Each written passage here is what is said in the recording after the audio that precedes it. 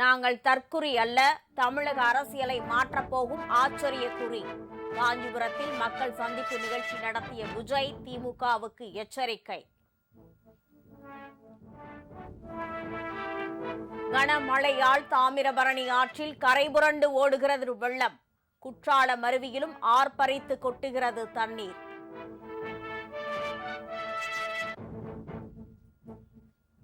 வங்கக்கடல் காற்றழுத்த தாழ்வு நிலை 26ஆம் தேதி புயலாக மாறும் என வானிலை மையம் கணிப்பு.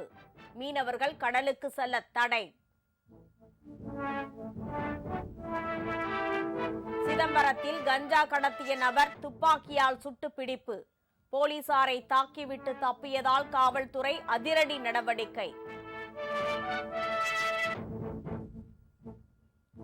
மறைந்த எழுத்தாளர் ஈரோடு தமிழன்பன் உடல் அரசு மரியாதையுடன் தகனம்.